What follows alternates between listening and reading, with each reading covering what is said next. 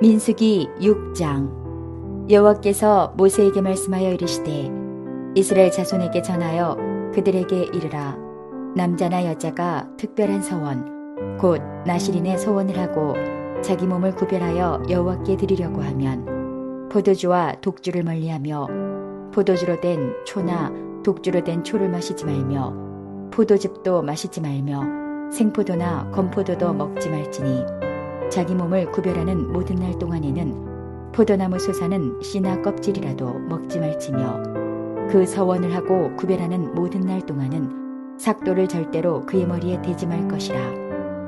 자기 몸을 구별하여 여호와께 드리는 날이 차기까지 그는 거룩한즉 그의 머리털을 길게 자라게 할 것이며 자기의 몸을 구별하여 여호와께 드리는 모든 날 동안은 시체를 가까이 하지 말 것이요 그의 부모 형제 자매가 죽은 때에라도 그로 말미암아 몸을 더럽히지 말 것이니 이는 자기의 몸을 구별하여 하나님께 드리는 표가 그의 머리에 있음이라. 자기의 몸을 구별하는 모든 날 동안 그는 여호와께 거룩한 자니라. 누가 갑자기 그 곁에서 죽어서 스스로 구별한 자의 머리를 더럽히면 그의 몸을 정결하게 하는 날에 머리를 밀 것이니 곧 7째 날에 밀 것이며 8째 날에 산비둘기 2마리나 집비둘기 새끼 2마리를 가지고 회막문에 와서 제사장에게 줄 것이요 제사장은 그 하나를 속죄제물로 하나를 번제물로 드려서 그의 시체로 말미암아 얻은 죄를 속하고 또 그는 그날에 그의 머리를 성결하게 할 것이며 자기 몸을 구별하여 여호와께 드린 날을 새로 정하고 1년 된 순양을 가져다가 속건제물로 드릴지니라. 자기의 몸을 구별한 때에 그의 몸을 더럽혔은즉 지나간 기간은 무효니라.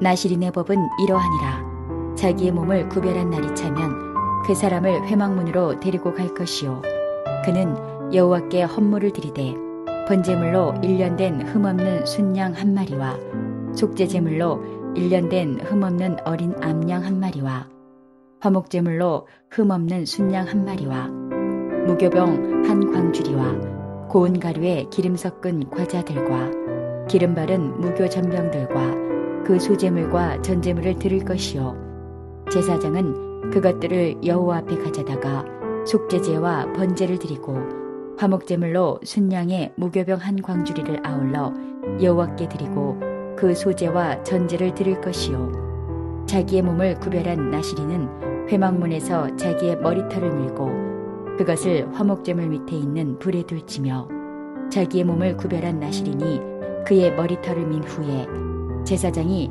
삶은 순양의 어깨와 광주리 가운데 무교병 하나와 무교전병 하나를 취하여 나실인의 2손에 두고 여호와 앞에 요제로 흔들 것이며 그것과 흔든 가슴과 받들어 올린 넓적다리는 성물이라. 다 제사장에게 돌릴 것이니라. 그 후에는 나실인이 포도주를 마실 수 있느니라. 이는 곧 서원한 나실인이 자기의 몸을 구별한 일로 말미암아 여호와께 헌물을 드림과 행할 법이며 이외에도 힘이 미치는 대로 하려니와 그가 서원한 대로 자기의 몸을 구별하는 법을 따라 할 것이니라.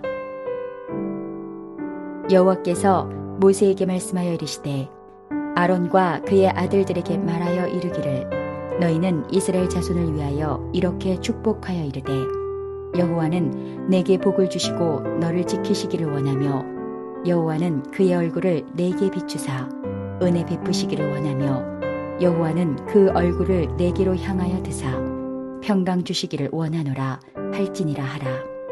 그들은 이같이 내 이름으로 이스라엘 자손에게 축복할지니 내가 그들에게 복을 주리라. 안녕하세요. 오늘은 광야 여정을 위한 준비라는 제목으로 함께 말씀을 나누고자 합니다. 우린 민수기를 통해서 광야 여정을 위해서 무엇을 준비해야 하는가, 광야를 걷고 있으면서 우리에게 무엇이 부족한가 점검하게 됩니다. 성막 중심의 삶, 성막 예배, 더 나아가 구원의 감격, 거룩한 습관의 훈련, 하나님의 임재의 삶 하나하나 점검해 보고 있습니다. 오늘 본문을 보면 나실인의 규정이 나오고 있습니다. 나실인의 규정은 광야를 걷고 있는 우리에게 무엇을 말해주고 있는가? 한마디로 말하면 축복하는 삶을 살라는 것입니다. 광야 7대 불순종의 사건은 원망과 불평으로 시작되었습니다. 물론 원망하지 말고 불평하지 말자 이렇게 말할 수도 있습니다. 그러나 더 적극적인 평으로 보면 축복하는 삶을 살자라는 것이지요. 오늘 본문을 보면 제사장 축복 기도문이 나오고 있습니다. 우리가 예배를 드릴 때 신약에도 축복 기도문이 나오는데 예배의 가장 큰 꽃 핵심은 마지막 축도, 모든 이 예배의 부분을 향하여 세상을 향하여 나가는 성도들 향하여 하나님의 이름으로 축복하는 것이지요.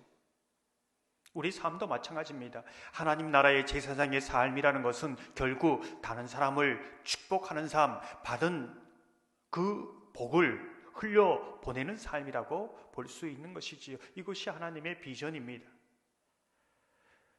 23절부터 27절 보면 이렇게 말씀합니다. 아론과 그의 아들들에게 말하여 이르기를 너희는 이스라엘 자손을 위하여 이렇게 축복하여 이르되 여호와는 내게 복을 주시고 너를 지키시기를 원하며 여호와는 그의 얼굴을 내게 비추사 은혜 베푸시기를 원하며 여호와는 그 얼굴을 내게로 향하여 드사 평강 주시기를 원하노라 할지니라 하라. 그들은 이같이 내 이름으로 이스라엘 자손에게 축복할지니 내가 그들에게 복을 주리라. 하나님께서는 내 이름으로 축복하라. 그러면 내가 축복하는 그들을 내가 축복한 대로 축복할 것이다. 이렇게 약속하고 있는 것입니다. 지금으로 말하면 예수 그리스도의 이름으로 축복하라. 그 축복이 그 사람들에게 임할 것이고 그것을 보게 될 것이다. 이것이 진정한 나실인의 삶이라는 것이지요. 자신을 축복하고 주변에 있는 사람들을 축복하고 이웃을 축복하는 삶, 이것이 나실인의 삶입니다. 대초에 하나님께서 인간을 창조하시고 복을 주셨습니다. 저와 여러분도 다른 사람을 축복함으로 하나님의 복으로 살아가는 그러한 믿음의 백성 되기를 소망합니다. 오늘 본문을 자세히 보면 내가 축복된 삶, 축복하는 삶을 어떻게 살아가는가? 2절을 보면 이렇게 말씀하지요. 이스라엘 자손에게 전하여 그들에게 이르라. 남자나 여자가 특별한 서원 곧 나실인의 서원을 하고 자기 몸을 구별하여 여호와께 드리려고 하면 하나님 앞에 먼저 나를 드려야 한다는 것이지요.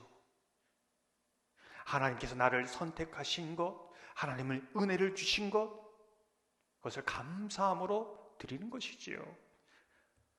신약에 보면 이것을 의의 도구로 드려라 이렇게 말씀하고 있습니다.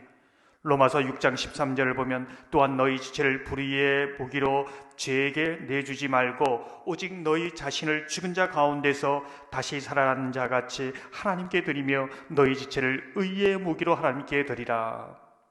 의의 무기로 하나님께 드리라라는 것은 무엇입니까? 내 자신을 하나님 앞에 온전히 내어드리고 성령께서 주시는 그 은혜를 가지고 하루하루 하나님의 축복의 통로로 축복하며 나실인으로 하나님 나라의 제사장으로 살아가는 것이지요. 그러한 삶이 저와 여러분의 삶이 되기를 주님의 이름으로 축원합니다.